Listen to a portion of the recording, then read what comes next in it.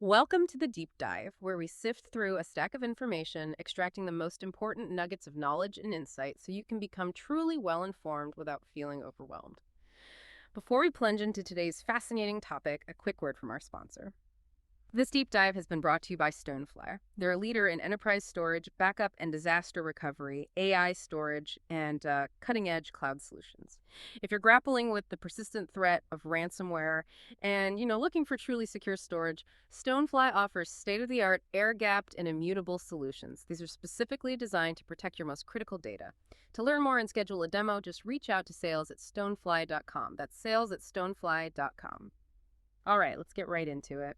In our hyper-connected digital world, an organization's digital security isn't just about its own internal defenses. It's firewalls, it's antivirus, it's secured servers. Far more often than we realize, the real vulnerability, that weakest link, isn't found within their own four walls. It's out there, woven into the vast, intricate network of partners, vendors, and suppliers that keep modern businesses running. Precisely. And cyber criminals have become, incredibly sophisticated at leveraging this interconnectedness. They're no longer just trying to bash down the front door, they're finding open windows, often in the form of a trusted third party. They've really perfected the art of achieving maximum impact with minimal effort, and supply chain attacks are the clearest, most alarming example of that strategy. It's truly, you could say, the peak of cyber attack efficiency for them. So our mission today is to truly unpack the nature of these increasingly sophisticated supply chain attacks. We want to understand not just what they are, but why they are so devastating. And perhaps most importantly for you listening, what practical, strategic, and even mindset shifts organizations, from the smallest startup to the largest multinational can implement to defend themselves. We're going to dive into recent real-world incidents, explore expert recommendations, and examine some really eye-opening data to give you a comprehensive picture. You will start by clearly defining what a supply chain attack truly entails. Then we'll immediately ground that definition with a significant recent example that's been, dominating headlines, illustrating the very real and immediate consequences. From there, we'll pivot from reaction to a proactive defense. We'll explore critical frameworks that change how we approach security, like privileged access management, or PM, and zero trust architecture, ZTA. And we'll get into the nitty-gritty of essential good practices for managing relationships with all those external vendors and partners. And crucially, how to handle vulnerabilities when they inevitably surface. You'll also want to stick around for this next part, because it's not just about what companies should be doing, but what they are doing, based on some revealing survey data. And finally, we'll look at how even the cyber insurance market is grappling with this evolving systemic threat and what that means for businesses trying to protect themselves. It's going to be a truly illuminating deep dive into the hidden dangers of our interconnected world. Okay, let's unpack this. We hear the term supply chain attack used quite a bit these days, but when we talk cybersecurity, what exactly is a supply chain attack at its core? What differentiates it, from other types of breaches? Right. At its core, a supply chain attack is a sophisticated cyber intrusion where an organization isn't directly breached through its own perimeter, but rather through vulnerabilities lurking within its vast supply chain. Think of it like this. Your castle might have impenetrable walls, but if the drawbridge operator has a weak lock on their house, that's where the attackers will go. It almost always means exploiting weaknesses in the security posture of one of your vendors, a trusted third party you rely on. Okay. The critical, insidious element here is that these vendors, by the very nature of their business and integration, often require and are granted access to sensitive or private data belonging to their users, which would be hundreds or even thousands of businesses. So if that single vendor is compromised, that shared pool of data, that single point of entry, can trigger a catastrophic cascade effect, potentially compromising an entire network of businesses from just that one initial breach. So it's not about painstakingly breaking into each individual target one by one. It's about finding that one weak link, that single chink in the armor of a trusted partner that then opens the door to many. That truly is the efficiency play you mentioned earlier. Exactly. And it's almost comical in its simplicity, really. Yeah. Cybercriminals are, ironically, quite strategic in their laziness.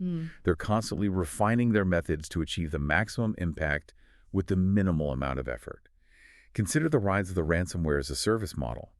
It democratized ransomware, allowing even less technically skilled attackers to deploy highly sophisticated tools. Supply chain attacks take this concept even further, to its logical, terrifying conclusion. Why bother painstakingly breaching 50 different companies individually, spending time, resources, and risking detection for each one when you can compromise one vendor? Right. A software provider, a managed service provider, even a logistics company, and potentially gain access to all 50 or hundreds of their clients simultaneously. It's about compromising a vast number of targets at once, rather than individually, making it a highly attractive and, for them, incredibly efficient strategy for threat actors. It's the ultimate shortcut to widespread impact. And we've certainly seen the devastating, wide-ranging potential of these attacks play out in a very public, very costly way. The SolarWinds Orion data breach, for example, wasn't just another incident. It was famously described as the most sophisticated cyber attack in history, and it served as a stark, chilling reminder of what's truly at stake. It was a monumental wake-up call, no doubt.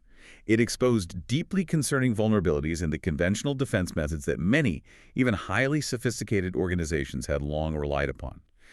The attackers, identified as a state-sponsored group known as APT-29, also called Cozy Bear, or the Russian SVR, managed to compromise the software updates for SolarWinds Orion network management system. Imagine downloading what you believe is a routine security-enhancing update for a critical system, only to find out it's actually a Trojan horse. That's what happened. Wow. This allowed them to quietly install backdoors, essentially gaining stealthy, persistent access to the systems of an estimated 18,000 SolarWinds customers, including U.S. government agencies and Fortune 500 companies. What made it particularly insidious was the duration. They maintained this undetected access for at least 9 months before being discovered. 9 months. And their motive, if I recall correctly, wasn't financial gain or destructive mayhem, which is often what we hear about. It was something else entirely, right? That's a crucial point, yeah. The primary motive behind SolarWinds was espionage, not destruction or financial ransoming.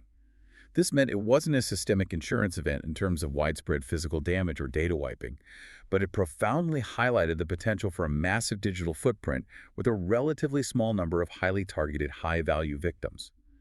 The core nugget of wisdom here is this. Supply chain attacks can have an incredibly large reach, impacting thousands of organizations, even if they initially target only a few specific entities. Okay. Secondly, the motivations of threat actors greatly influence the potential for a catastrophic outcome.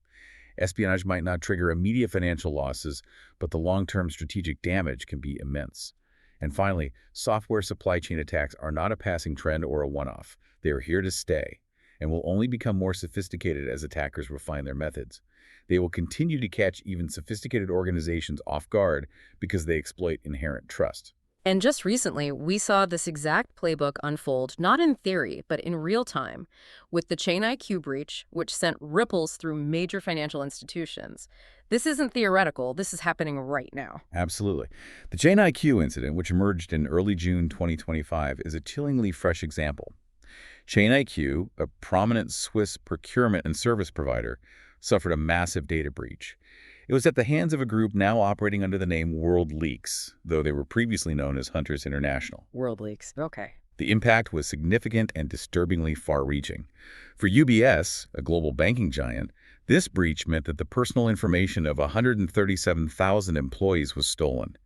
And this wasn't just basic data. It included names, emails, phone numbers, job roles, office locations, and even the internal direct phone number of UBS CEO Sergio Armati. That's incredibly granular. It's almost like a ready-made dossier for impersonation or very targeted phishing. It is. And for Pictet, another major financial institution, the breach involved a staggering 230,050 lines of billing data. This data was incredibly detailed, revealing expenses as mundane as grocery shopping, hotel stays, and even pottery purchases.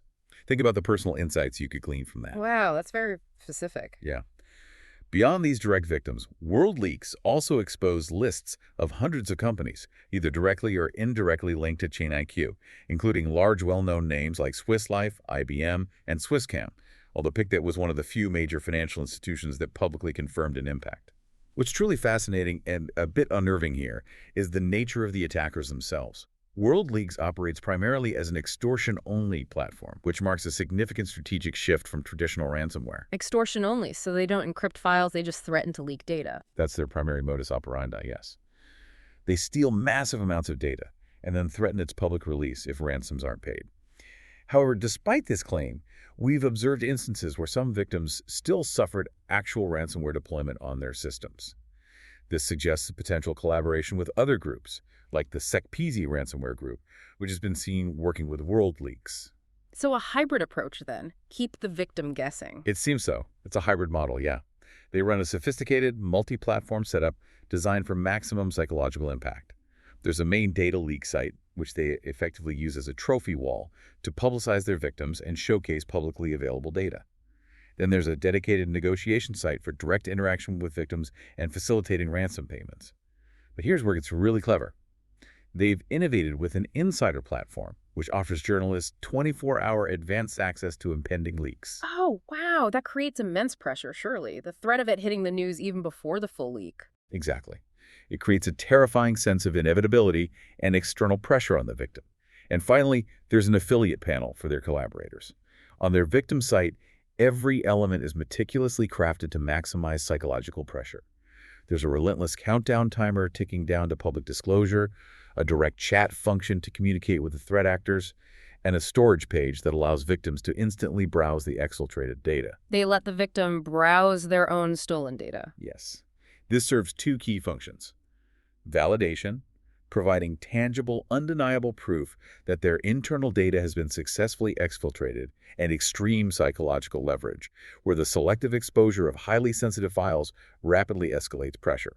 This system effectively bypasses the practical issues of slow Tor downloads or broken transfers, making everything instantly browsable and reinforcing the credibility of their claims, making the extortion much, much more convincing. It preys on fear of public exposure. That's disturbingly effective. It is. However, it wasn't a perfectly smooth launch for them. Their initial operations weren't without challenges. They faced bugs, intermittent downtime on their sites, and even fluctuating claimed data leak sizes. For instance, one victim's leak size was initially claimed as 7 terabytes, then bafflingly dropped to 700 gigabytes, and later rose again to 1.5 terabytes. This raises legitimate questions about the accuracy, or perhaps even the honesty, of the data quantities they claim to possess. It points to a degree of disorganization behind the slick facade. Right. Maybe not quite as polished as they appear. And the long-term implications of this kind of breach, especially with employee data being compromised, go far beyond just the immediate demand for ransom. The damage can be enduring. Absolutely. The leaked employee data, even seemingly benign details, can be exploited for highly targeted impersonation scams, various forms of fraud, and incredibly sophisticated phishing campaigns. It creates an ongoing risk surface, or, in the worst-case scenarios, it could lead to blackmail. And here's where it gets even more alarming. This risk is amplified exponentially by the increasing availability and sophistication of generative AI. Oh, yeah. Deepfakes. Exactly. Imagine deepfake technology being used for realistic voice and video impersonation, leveraging this leaked data to craft incredibly convincing social engineering attacks that aid in money laundering or corporate espionage. It makes these incidents even more insidious and difficult to defend against in the long run because the tools for exploitation are becoming cheaper and more accessible. That brings us to a crucial insight from Stephen Manor, co-CEO of Zendata Cybersecurity, who stated that the trust placed in supplier certifications or compliance audits is dangerously overestimated. He points out that compliance through paperwork might simply create an illusion of security. It's like having a beautiful fire extinguisher on the wall that's never been serviced. This is a critical, almost unsettling takeaway. Meyer's point underscores that simply checking boxes for regulatory compliance or relying on third-party certifications, while necessary, is just not sufficient to build true resilience. Compliance through documentation, while important for governance, can easily create a false sense of security if it's not backed by real, demonstrable operational reality. Organizations need to move beyond a paperwork-driven approach. So it's not just about looking secure, it's about being secure. Precisely. It's about actively identifying critical third-party risks, implementing controls that are proportionate to those risks, and genuinely embedding resilience into every single layer of their supply chains, rather than just fulfilling a compliance checklist. It's the difference between looking secure on paper and actually being secure in practice. So what does this all mean for you listening? Even if you don't work for a giant corporation, even if you're just someone using apps and online services every day, your data, your privacy, your entire digital life is inextricably intertwined with these vast, complex networks. Every app you use, every service you sign up for, every company you interact with, from your online bank to your favorite streaming service, relies on its own intricate web of suppliers. Understanding these insidious attack vectors helps us all be more aware, more vigilant, and maybe more discerning about the broader digital landscape we live in and how our own data might be exposed through no fault of our own. This all sounds pretty grim, highlighting the scale and sophistication of the threat.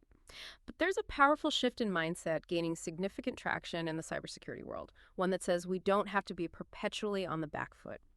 Expert speaker, can you walk us through the assume breach approach? Yeah, the assume breach mentality is exactly what it sounds like, but its implications are incredibly profound, almost counterintuitive.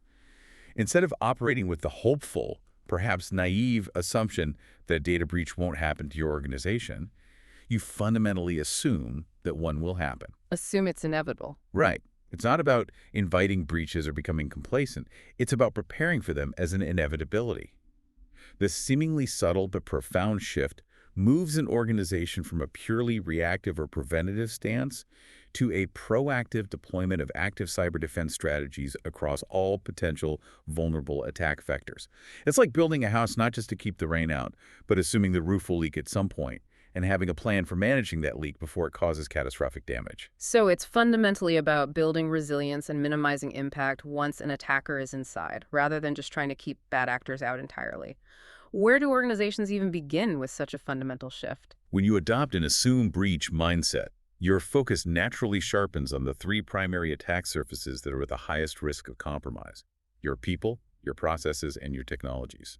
These are the foundational pillars of any organization's operations, and each needs tailored, multi-layered protection because a breach can exploit any one of them.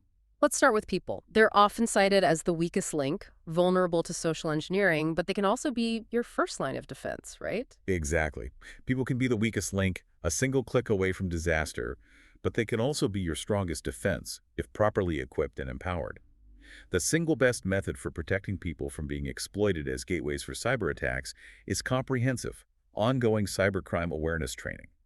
All staff, from the newest hire in accounting to the CEO in the executive suite, need to be rigorously educated about common and emerging cyber attack methods. This training empowers them to identify and report breach attempts, rather than inadvertently falling victim to them and opening the door for an attacker. What kind of attacks should this training really focus on, especially in the context of supply chain vulnerabilities? Well, it should certainly cover the full spectrum of common threats, but with a supply chain focus. We're talking about phishing attacks, not just any phishing, but often highly sophisticated spear phishing campaigns tailored to specific individuals within a vendor organization. Using data they might have stolen elsewhere. Precisely. Using data harvested from previous smaller breaches to make them incredibly convincing. Then there's social engineering attacks, where attackers manipulate people into divulging confidential data or performing actions they shouldn't. DAS attacks, which overwhelm systems. Ransomware attacks, which encrypt data and demand payment. Malware attacks involving malicious software. And even click-jacking attacks, which trick users into clicking on something different from what they perceive. Effective training helps filter out these innocent end users who are simply unaware of the risks. However, it's absolutely crucial to distinguish between these innocent users and hostile insider threats. Right, the insider threat, much harder to spot. Significantly more dangerous. Hostile insiders, whether disgruntled employees or those bribed by external actors, are significantly more dangerous because they can provide threat actors with very specific, targeted access required to facilitate devastatingly sophisticated attacks. They bypass most external defenses. Okay, so once people are aware and empowered, how do you then protect the processes that underpin an organization's entire operation? Protecting internal processes involves implementing robust information security policies, or ISPs. These policies are essentially the rulebook for your digital environment, designed to control and protect internal processes by setting clear boundaries for all approved activities within the organization. They dictate who can do what, where, and when. To further safeguard these processes and effectively enforce the ISPs, the principle of least privilege, or POLSP, is absolutely essential. Least privilege. Give people only the access they absolutely need. Exactly. Think of POLP, like a carefully managed set of keys. You wouldn't give every employee a master key to every room in the building. Instead, you give a specific key only to the person who needs to open that one vault, and only for the duration they need it. It drastically limits the potential damage if a key is stolen or falls into the wrong hands. By restricting sensitive resource access to a specific minimal number of trustworthy staff members, organizations significantly mitigate the chances of compromise, even if an attacker gains some initial foothold within the network. And finally, technology. How do we ensure our tech, which is constantly evolving, is robustly defended against these sophisticated threats? For maximum effect, multiple layers of defenses should be established around internal technologies. The more layers you implement, the fewer chances a threat has of digging deep enough to penetrate critical infrastructures. Think of it like an onion, or perhaps a medieval castle with concentric walls and moats, where each layer provides additional protection and forces the attacker to expend more effort, increasing their chances of detection. Okay, so what are some key layers? Suggested defenses include, first, robust antivirus software, which must be kept diligently updated to recognize and defend against the latest, most rapidly evolving threats. Second, multi-factor authentication, or MFA. Well, it might sometimes feel like a slight inconvenience. That extra step on your phone or device Microsoft data is quite compelling, suggesting MFA can block up to 99.9% of automated cybercrime attempts. 99.9%. That's huge. It's incredibly effective at identifying and thwarting unauthorized access attempts. And third, implementing attack surface monitoring solutions. It's absolutely critical to remember that it's not just internal technologies that require protection. External vendor technologies are arguably even more important. Why? Because they are frequently the initial targets in a supply chain attack. Solutions that continuously identify all security vulnerabilities, not just yours, but critically those in your vendor's technologies that could be exploited in the supply chain attack, are invaluable here. They're the eyes on the weak links you don't directly control. Okay, so we've shifted our mindset from hoping a breach won't happen to assuming it will, and we understand the three pillars of people, processes, and technology. Now, what specific actionable strategies and frameworks can organizations deploy to build truly robust defenses against these supply chain threats? Let's start with privileged access management, or PAM. Yeah, an effective PAM framework is indeed a critical first line of disruption against an attacker's progression. It's like the secure vault for all your master keys, controlling who has access to an organization's most sensitive systems, critical infrastructure, and precious data. But here's the crucial insight. For a PAM system to be truly effective, the PAM itself needs to be protected, both externally and internally. Protect the protector makes sense. Exactly. It's a critical component, and therefore, it inevitably becomes a prime target for sophisticated attackers. They know if they can compromise the PAM, they own the kingdom. So, how do we protect the PAM itself? What are the external defenses, the measures taken before an attacker even gets close? External PAM defenses are proactive strategies, specifically aimed at preventing threats from ever being injected into your ecosystem. A key part of this is continuously detecting third-party data leaks.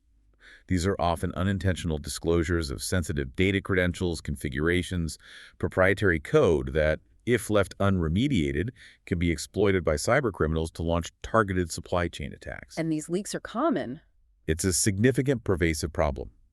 Statistics indicate organizations have a 27.7% chance of suffering a data breach, and almost 60% of these breaches are directly linked to third parties. 60%? Wow. Yeah. Mitigating these leaks can dramatically reduce overall breach incidents because these disclosures often relinquish sensitive intelligence that attackers can use to plan their moves, scout for vulnerabilities, and craft highly effective social engineering campaigns. The challenge, though, is that many detected data leaks can turn out to be false positives, and filtering through that noise requires significant dedicated security team resources. Right, separating signal from noise. Exactly. This is where specialized data leak managed services can be highly beneficial, as they handle the constant monitoring and remediation efforts efficiently, allowing organizations to scale their security efforts faster and focus on real threats. What happens if, despite all these external defenses, a breach attempt manages to slip through and an attacker gains some internal access? How do internal PAM defenses kick in to contain the damage? If a breach attempt makes it past external defenses, strong internal PAM defenses become your last, crucial line of protection for your most sensitive data and systems. One crucial internal strategy is implementing Identity Access Management, or IAM.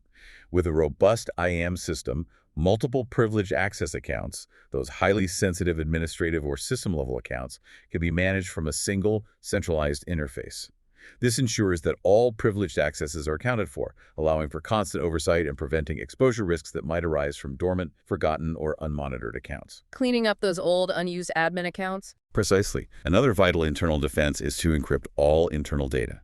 By using strong encryption algorithms, such as the Advanced Encryption Standard, or AES, which is the same method used by the United States government for its own classified data, you make it incredibly difficult, virtually impossible, for criminals to establish the backdoors required to exfiltrate data during a supply chain attack, even if they manage to gain some internal access. It renders the stolen data useless to them without the key. Okay.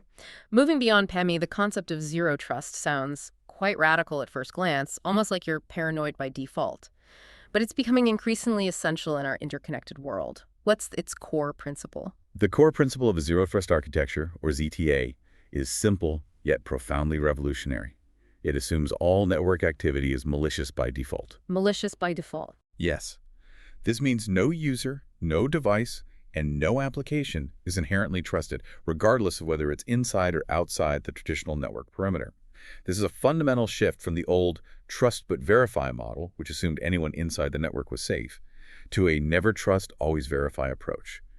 Access to intellectual property, sensitive data, or any critical resources only granted after passing a strict list of policies and undergoing rigorous, continuous verification.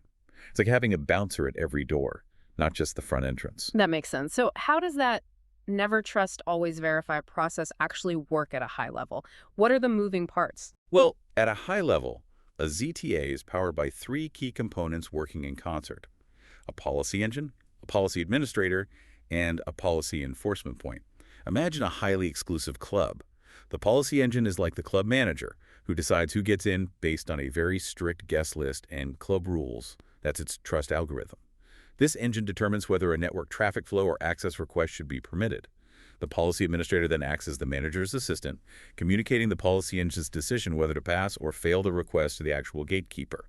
And finally, the policy enforcement point acts as the bouncer at every single door inside the club. It's the final gatekeeper, blocking or permitting network requests based on that decision. Okay, engine decides, administrator communicates, enforcement point acts. You got it. What's critical about ZTA is its inherent adaptability.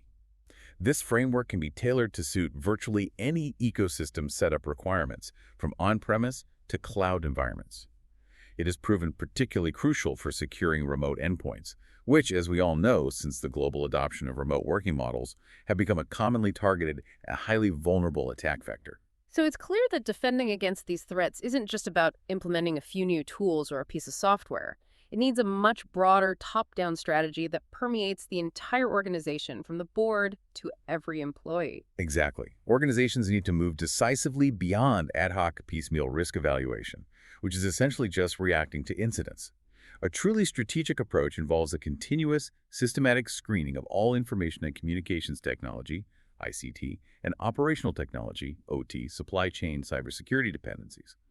This isn't something that happens once a year. It must be formalized through the adoption of a dedicated, overarching strategy, rather than just a disparate collection of disconnected policies. What are the key elements of such a comprehensive top-down strategy for supply chain security? First, clear responsibility and authority for supply chain cybersecurity must be unequivocally assigned to specific, accountable personnel. No more ambiguity. Second, organizations need to create explicit collaborative roles, structures, and processes that seamlessly bring together traditionally siloed functions like supply chain management, cybersecurity, product security, and even physical security. This fosters a holistic view. Breaking down the silos. Yes. Third, increasing executive board involvement is crucial. This means regular, detailed risk discussions and consistent sharing of performance measures with the board, ensuring that cybersecurity is viewed as a fundamental business imperative, not merely an IT problem to be delegated. Fourth, adopting a risk-based approach is paramount. This ensures that security levels and investments are appropriate and proportionate to the presented risk, preventing overspending in low-risk areas and undersecuring high-risk ones. And finally, forming a multidimensional ICT/OT supply chain cybersecurity team, drawing expertise from information security, procurement, and legal functions is absolutely essential for a truly comprehensive and holistic perspective. You need diverse viewpoints to spot hidden risks. A dedicated, diverse team. Exactly. This strategic approach shouldn't be seen as a one-off project, but rather as a continuous improvement cycle, often following the Plan-Do-Check Act, or PDCA, methodology. PDCA, Plan-Do-Check Act. Right. It's a well-recognized framework from quality improvement, and it applies perfectly here. The plan phase involves ICTO supply chain risk management. This is about thoroughly understanding your entire supply chain by identifying all suppliers and service providers. And critically, understanding the potential risks they pose, not just to your own organization's operations, but also to your end customers. It's about mapping that intricate web of dependencies. And once you have that comprehensive plan, how do you actually execute it? What's the do phase? The do phase is supplier relationship management. This means actively managing your supply chain relationships with clearly defined policies, robust procedures, and legally binding contractual agreements that explicitly address the identified risks. It's not just a handshake. It's about clear expectations, supported by ongoing performance monitoring of your suppliers and effective change management practices to adapt as relationships or technologies evolve, because the threat landscape never stands still. Then you check your progress, you measure the effectiveness, I assume. Yes, exactly. The check phase is vulnerability handling. Here, an organization actively manages vulnerabilities by continuously monitoring its assets for new weaknesses, understanding the specific risks associated with any identified vulnerabilities, and deploying patches based on a well-defined maintenance policy. It's about staying relentlessly ahead of potential exploits and ensuring known weaknesses are addressed before attackers can leverage them. And finally, the act phase, where it all comes together for continuous improvement. The act phase focuses on ensuring the quality of products and services. This requires all actors along the supply value chain, from the initial component manufacturer to the final service provider, to implement processes with robust cybersecurity practices built in from the ground up. It means ensuring their own infrastructure is protected, that technical security measures are inherently embedded into the products and services they deliver, and that there's continuous quality measurement and improvement. Crucially, essential and important entities also need clear transparency on the cybersecurity practices for all delivered products and services, allowing customers to make informed trust decisions. Together, these steps form a comprehensive, iterative, and always improving approach to supply chain cybersecurity. Expert speaker, this all sounds like an ideal blueprint for best practices. But what does the data tell us about how organizations are actually doing in the real world when it comes to implementing these strategic frameworks and good practices? Is there a gap between aspiration and reality? That's where it gets truly interesting and a bit concerning, because there's a clear and persistent disconnect between policy and budget. The European Union Agency for Cybersecurity, ENISA, conducted a comprehensive survey between April and June 2022, focusing on what they classify as essential and important entities across various member states. The findings are quite revealing. While a robust 86% of the surveyed organizations reported having ICTO supply chain cybersecurity policies in place, which sounds promising on the surface, a truly surprising 53% do not have an approved budget specifically dedicated to these issues. 53%. So more than half have policies but no dedicated budget. That sounds like a significant, almost dangerous gap. It's like having a detailed fire escape plan but no money for the latter. It is precisely that. The banking sector, for example, stands out as the most mature among those surveyed. They lead not only in policy implementation, with an impressive 98% having policies, but also in dedicated budget allocation, with 43% having an approved budget for supply chain security. Okay, so banks are doing better, relatively speaking. Relatively, yes. However, other critical sectors show glaring discrepancies. For instance, digital infrastructure entities reported 60% with policies, but only a meager 2% with a dedicated budget. Only 2%. 2%. Online search engines also showed a stark contrast, with 47% having policies, but only 6% allocating specific funds.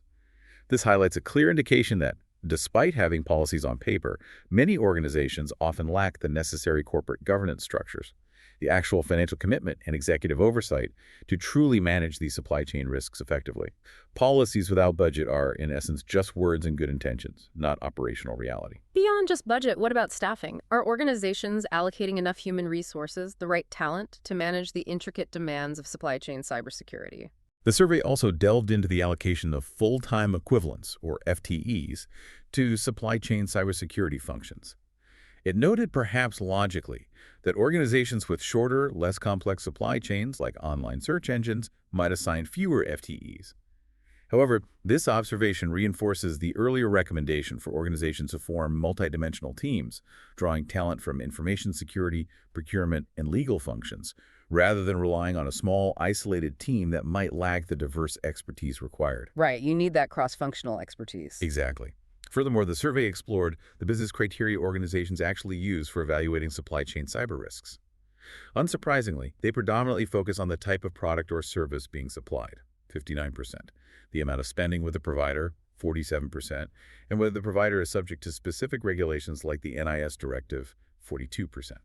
While these criteria are logical and important starting points, the overall conclusion drawn from these figures is that while risks are generally understood, the evaluation often happens on an ad hoc, case-by-case basis. Ad hoc, yeah, that sounds risky. It is. There's a notable lack of formalized, consistent internal capabilities for consistently managing cybersecurity risks throughout the entire supply chain, or for effectively sharing critical information with other entities in the broader ecosystem. It's a patchwork approach where a coherent strategy is needed. That ad hoc approach sounds like a recipe for missed vulnerabilities, almost like playing whack-a-mole. What does the data say about patching and vulnerability management, which are absolutely crucial for any proactive defense? You're absolutely right. Patching is fundamental. It's the constant maintenance that keeps the digital ship from sinking. The survey revealed that 52% of organizations have what they describe as a rigid patching policy, but this policy only covers between 0–20% of their assets. Only 0–20% covered by a rigid policy. That seems low. It does, but here's the more alarming part. A significant 13.5% of surveyed organizations actually lack any visibility over patching for 50% or more of their assets. Wow. Half their assets, they just don't know if they're patched. Essentially, yes. This means they don't even know if half of their critical systems are getting the necessary security updates. Online search engines were, interestingly, identified as having the best visibility in this area, likely due to their hyper-reliance on constant uptime. When it comes to how quickly critical vulnerabilities are patched, the data offers a mixed picture. A notable 46% of organizations patch critical vulnerabilities within 1 month, and another 46% manage to do so within 6 months. So 92% within 6 months for critical ones. Is that good or bad? Well, it means a combined 92% of organizations patch critical vulnerabilities within 6 months of discovery. While this seems reasonable on paper, it's vital to differentiate between types of systems. Patching traditional IT networks typically takes weeks, but for complex, sensitive operational infrastructure, think industrial control systems, it can often stretch into months due to the need for meticulous testing, avoiding service disruption, and ensuring operational safety. It's a completely different beast. Right, you can't just reboot a power plant. It's exactly. A more concerning finding, however, relates to risk-based vulnerability management. Only 48% of organizations have a fully implemented risk-based vulnerability management process. And even within that group, 26% only cover internet-facing assets, and 22% only cover critical IT assets. While 37% report partial implementation, a truly worrying 15% have no process at all. 15% with no process. None at all. This is incredibly critical because vulnerabilities in the supply chain are almost always interconnected and can lead to cascading cybersecurity risks. Imagine a single vulnerability in a widely used cloud component. It can trigger a large-scale service outage at a major cloud service provider, which then affects numerous customers across industries, leading to widespread disruptions. This underscores the urgent need for more robust, risk-based vulnerability management and thorough product testing across the entire digital ecosystem, not just in isolated pockets. So, given these statistical insights into current practices, what are some of the broader systemic challenges that are hindering meaningful progress in supply chain cybersecurity across the board, beyond just budgets and patching? One significant challenge that keeps resurfacing is terminology confusion.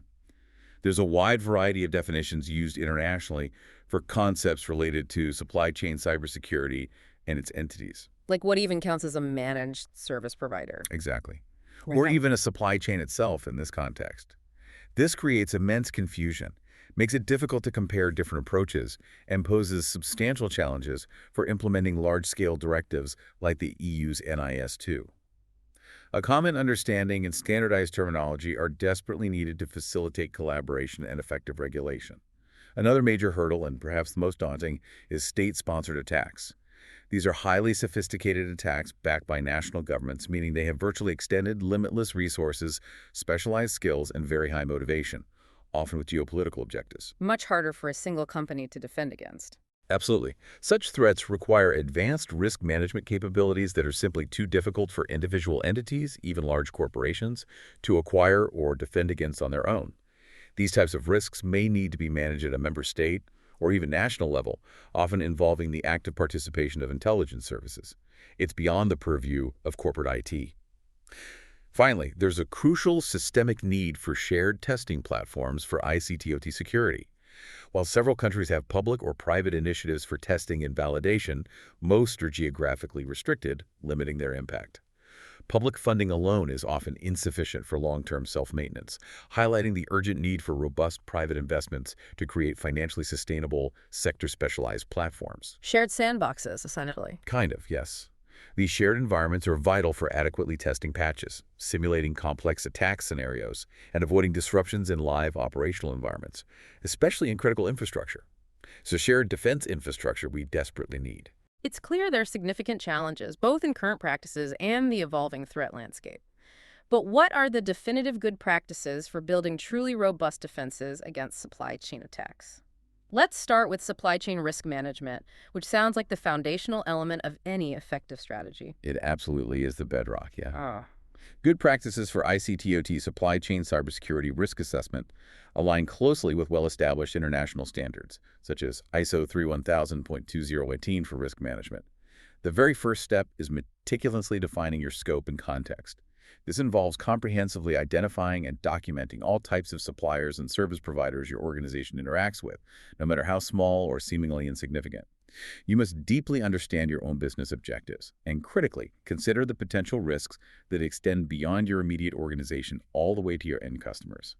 You also need to define clear risk criteria for different types of suppliers and services, reflecting your organization's objectives and its acceptable levels of risk. Not all suppliers are created equal in terms of their risk profile. Once that intricate scope is clearly defined, then comes the actual risk assessment. How detailed does that need to be? Correct. For the risk assessment itself, supply chain risks should be assessed rigorously in terms of their potential impact on your business continuity. This means understanding exactly how a disruption from any single supplier or a cluster of suppliers could affect your critical operations, your services, your reputation, and your bottom line. Following that, for risk treatment, you implement targeted risk mitigation measures, leveraging controls recommended in robust international standards such as ISO/IEC 2731 for information security management systems or IO 9000 for quality management. These aren't just checkboxes, they're comprehensive blueprints for embedding security and quality. And it needs to be ongoing, right? Not just a one-time thing. Absolutely. Continuous monitoring and review are non-negotiable. You should actively use both internal and external information resources, from your own security logs to global threat intelligence feeds, to identify emerging supply chain risks and threats. And critically, you must integrate findings from your ongoing supplier performance monitoring. In terms of identification, prioritize suppliers responsible for security enforcing functions, those with privileged access to your systems, or those handling particularly sensitive information. You also need to identify all important IT and OT supplier dependencies, map critical software dependencies down to the level of individual packages, libraries, and modules, and identify any single points of failure within that entire chain. The more granular your understanding, the better you can mitigate. What specific factors should organizations really home in on when they're assessing the inherent risk of a supplier? They should consider a multifaceted range of factors. This includes risk factors identified from EU-coordinated assessments, if available, and certainly country-specific intelligence, such as threat assessments from national security services about specific regions or actors. Also, any restrictions or exclusions posed by relevant national authorities, for example, concerning critical equipment or high-risk suppliers known for lax security. Information stemming from known incidents or cyber threat intelligence about a specific vendor or type of product is invaluable. So, are they known to be leaky? Basically, yes. And what are the inherent characteristics of each supplier? The maturity and quality of the security practices, their legal and regulatory framework, and their overall level of transparency. Are they open about their security posture, or do they obfuscate? Finally, ongoing monitoring is non-negotiable. You must continuously monitor changes in a supplier's risk profile as the threat landscape is relentlessly evolving. This includes new information or guidelines from national authorities, new threat intelligence, awareness of state-sponsored attacks, or even significant changes in the supplier's own context, like an acquisition, a major personnel shift, or a new operating model. And how do you verify? Audits. To maintain a clear and up-to-date picture, periodic audits or other forms of technical assessments are essential, and provisions for these activities should always be stipulated within contracts through clear right-to-audit clauses. If you can't audit them, you can't fully trust them. So, once we understand the risks and have identified our critical suppliers, the theory is great. But how do we actually manage those relationships on an ongoing, practical basis to ensure security rather than just hoping for the best? That's where robust supplier relationship management comes in. And good practices here are meticulously outlined in standards like ISO/IEC 27002.2022, which focuses on information security controls. First, you need a defined end-to-end process for managing suppliers over their entire life cycle, from initial selection and rigorous qualification to ongoing engagement and, if necessary, secure offboarding. Second, for asset security, you must rigorously classify and label any assets or information assets that are shared with or accessible to suppliers, and define crystal clear procedures for handling those classified assets securely. And think of it as a detailed instruction manual for handling your crown jewels. Clear rules of engagement. Exactly. Third, comprehensive agreements are absolutely crucial. You need to agree on clear supplier obligations for protecting your information assets and controlling access, and explicitly defined incident handling procedures, including responsibilities, notification timelines, and escalation paths. Fourth, both your internal personnel and your supplier's personnel need continuous awareness training tailored to their specific access levels and roles, ensuring they understand the rules of engagement and secure procedures for sharing information, like requiring email encryption for sensitive data. Training on both sides. Yes. Fifth, you must meticulously consider and adhere to all relevant regulatory and legal requirements, such as GDPR of handling personal data, and maintain strict, granular control of access to critical infrastructure and information assets provided to third parties. Sixth, it's vital to agree on clear rules for subcontracting and ensuring that your security requirements cascade down the supply chain to any subcontractors your primary vendor might use. You don't want a security gap 2 steps down. Right, the whole chain needs to be strong. Precisely. Seventh, define a specific security contact for both your organization and the supplier to ensure clear, rapid communication channels for any security issues or incidents. And what about verification and ongoing assurance? How do you ensure what's promised in the contract is actually delivered in practice? Absolutely essential. Eighth, implement thorough background checks for personnel at the supplier end who will have access to your critical assets. Ninth, contractually agree on audit rights, allowing you to periodically verify the supplier's security posture and compliance. 10th, define clear security requirements for all acquired ICTT products and services, often referencing robust industry standards like the IEC 62443 series, which focuses on industrial cybersecurity. And 11th, implement practical processes to verify that those agreed-upon security controls are indeed included in delivered products and services through testing and validation. Check the actual product, not just the paperwork. Correct. Finally, for performance and change management, you must continuously monitor service performance against your established cybersecurity requirements. This includes scrutinizing their handling of incidents, vulnerabilities, and patches. If applicable, verify that the supplier's disaster recovery plans meet your agreed-upon service continuity levels, ensuring they can recover as quickly as you need them to. And have robust processes in place for managing changes in supplier agreements, whether it's the introduction of new tools, technologies, or operating models. These measures, while needing to be adapted to an organization's specific needs and risk appetite, are absolutely critical for maintaining a strong adaptive security posture across the entire supply chain. It's about proactive partnership, not just hoping for the best. Even with the best relationship management and most stringent agreements, vulnerabilities are a constant reality. They will inevitably emerge. How do organizations effectively handle those exploits when they surface? Vulnerability handling is a dynamic, continuous process, and good practices differ slightly, but importantly, for operators versus product and component developers. For operators, it all starts with maintaining a meticulous, up-to-date inventory of all assets that includes crucial patch-relevant information, what software is on it, what version, etc. You must actively monitor for relevant technical vulnerabilities by constantly scanning advisories from vendors, industry groups, and security researchers, and critically, by receiving vulnerability information directly and proactively from your suppliers. So keeping tabs on everything. Constantly. Once vulnerabilities are identified, you need to rigorously evaluate the risks within your specific operational environment, understanding the potential impact. And you must have a documented and actively implemented maintenance policy that defines how these risks will be treated, whether it's immediate patching, workarounds, or planned remediation.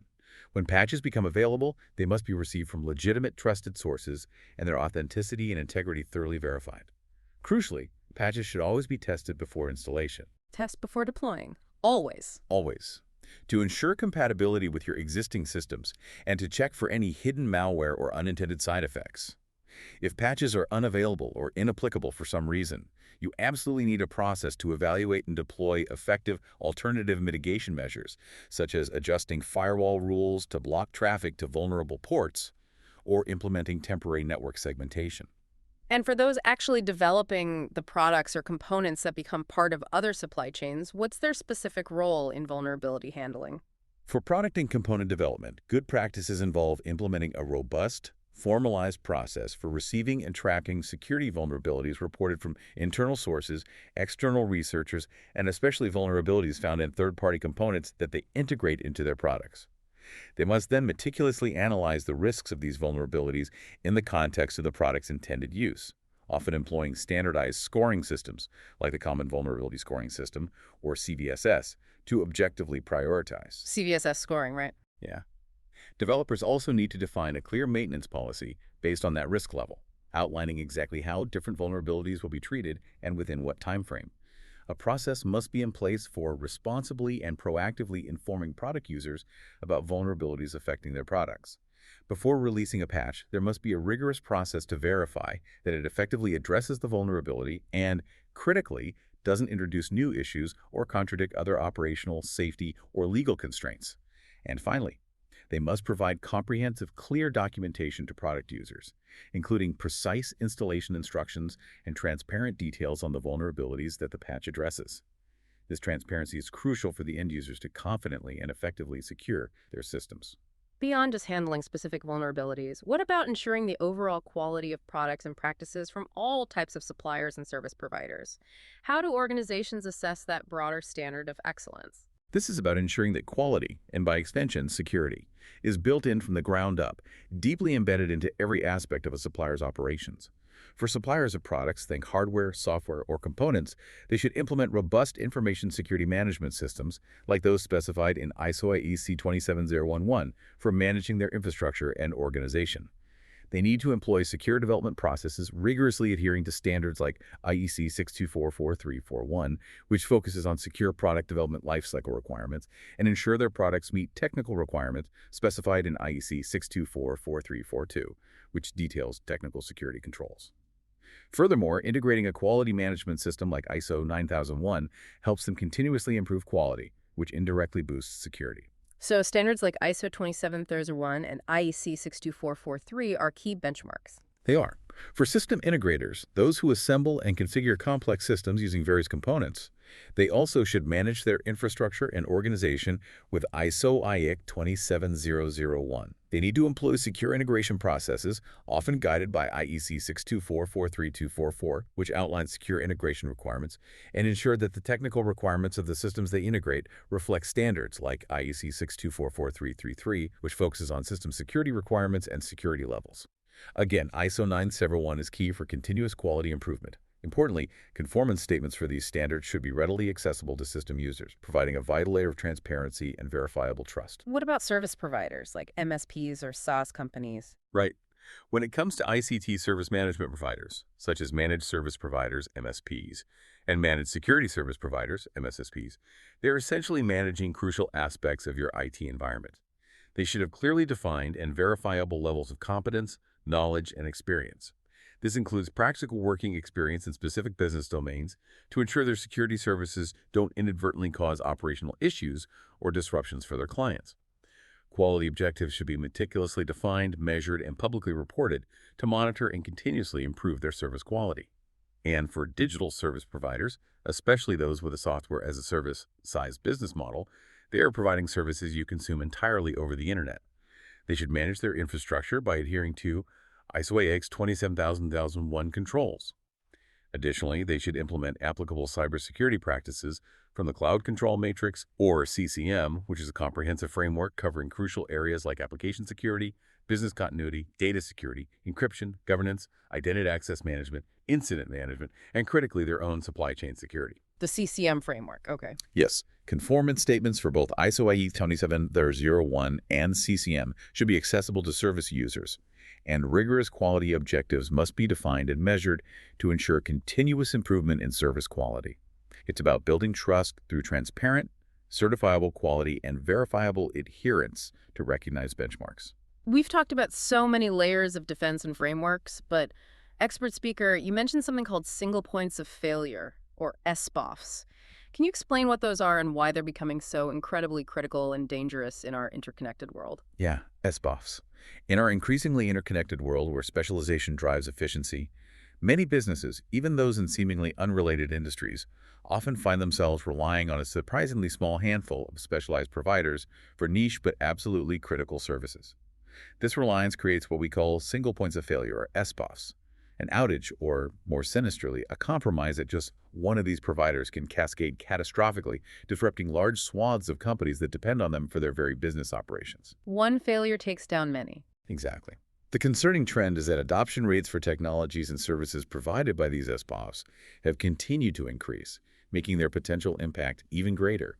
If one of them goes down or gets attacked, it's not just a ripple, it's a tidal wave. So it's not just about one company getting hit, it's about the systemic risk of interconnectedness.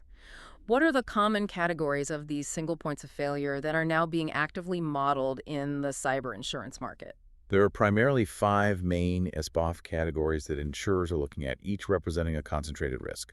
First, digital service providers, which is a broad category encompassing infrastructure as a service, platform as a service, PLS, and software as a service. If these are compromised, the provider typically bears most of the direct recovery costs, but their clients suffer significant contingent business interruption, or CBI losses, the financial fallout from their own operations grinding to a halt. CBI losses, that's the key impact on the clients. It is. Second, operational technology, or OT, which refers to industrial control systems like SCADA. These are the systems that control physical operations in critical sectors such as power utilities, oil and gas production, or shipping. A disruption here can have real-world physical consequences. Third, money systems, which are any providers that facilitate the movement of money, like payroll services, payment processors, or financial transaction providers. These are particularly attractive targets for financially motivated threat actors, as the direct route to cash is clear. Makes sense. Go where the money is. Precisely. Fourth are data aggregators. These are entities that, by virtue of their day-to-day business, collect and aggregate vast amounts of protected information for other companies. Think of credit reporting agencies or large-scale customer data platforms. A single compromise here can lead to widespread privacy breaches across multiple, often thousands of clients, triggering a cascade of regulatory fines and reputational damage. And fifth, on-site software, which includes ubiquitous server and endpoint operating systems like Windows, Mac OS, and Linux. Even operating systems are SBOFs. In a sense, yes, because a vulnerability in a widely used OS can affect millions.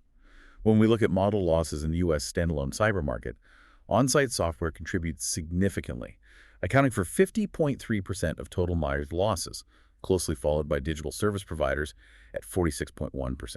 Wow. Over half the modeled losses from on-site software. Yeah. This data vividly illustrates where the greatest systemic risks and potential for widespread accumulation of losses truly lie. We saw the immediate widespread impact of a SIPOF recently with the Colonial Pipeline incident, which affected millions of people even if they weren't direct customers.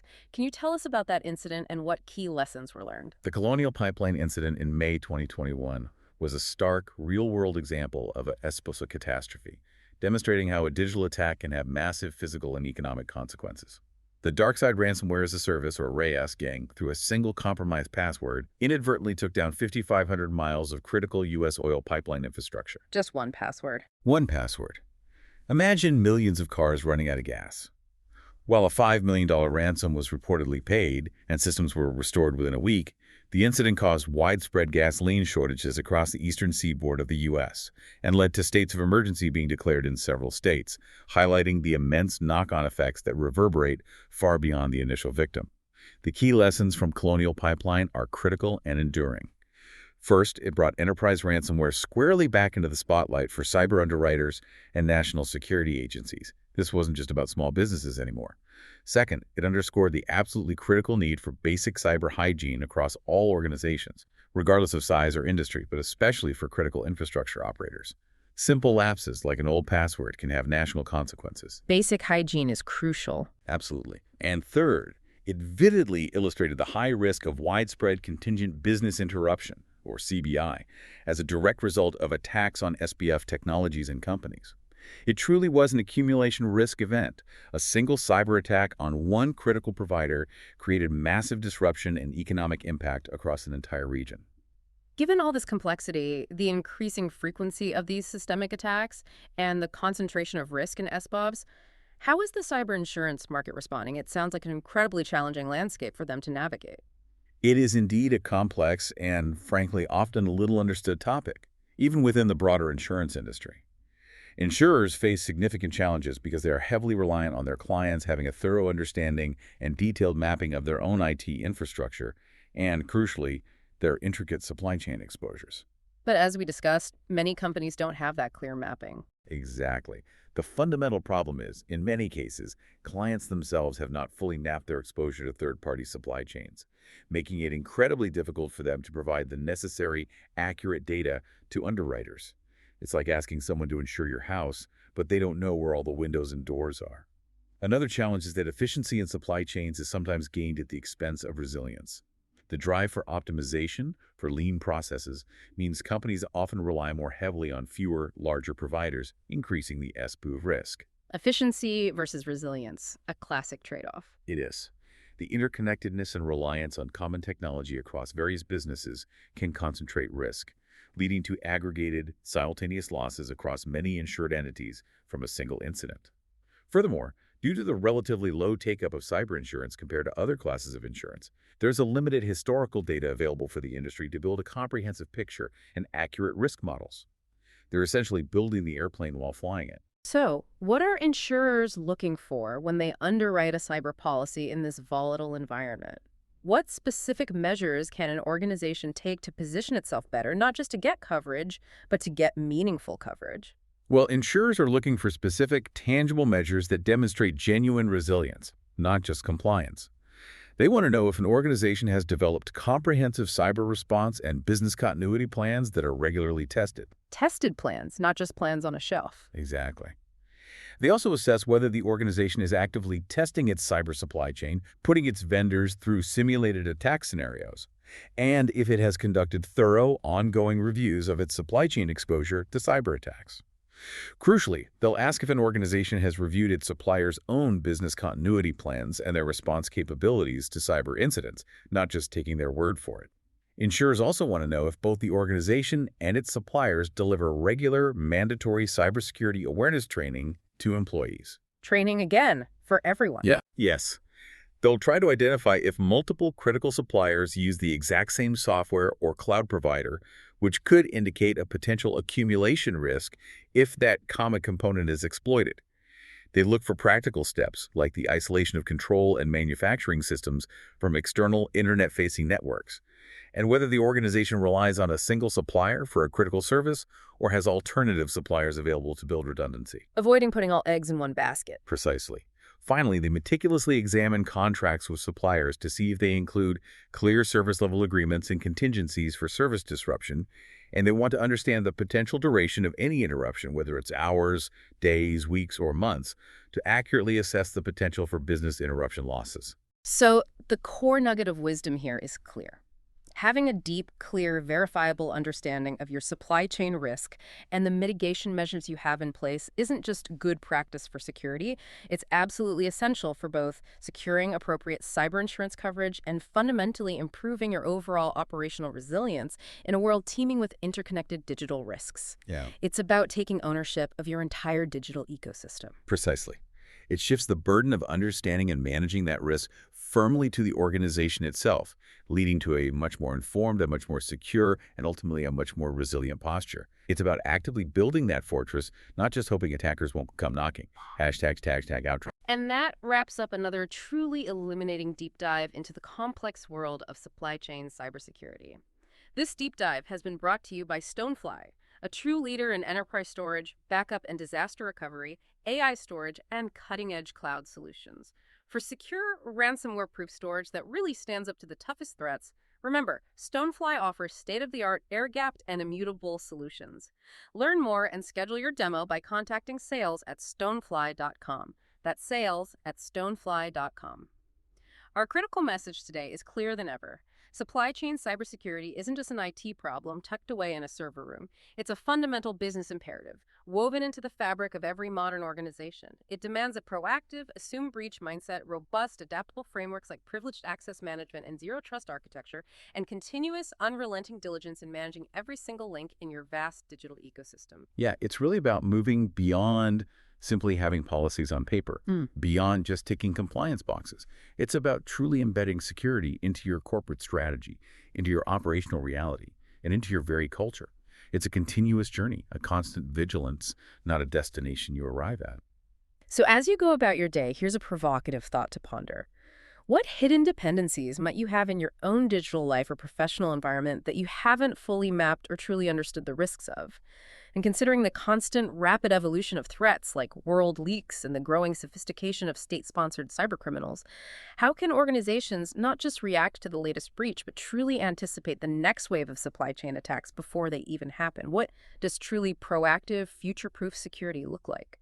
We hope this deep dive has given you a clearer picture and some tangible, actionable insights into this vital topic. Keep exploring, keep learning, and most importantly, stay secure.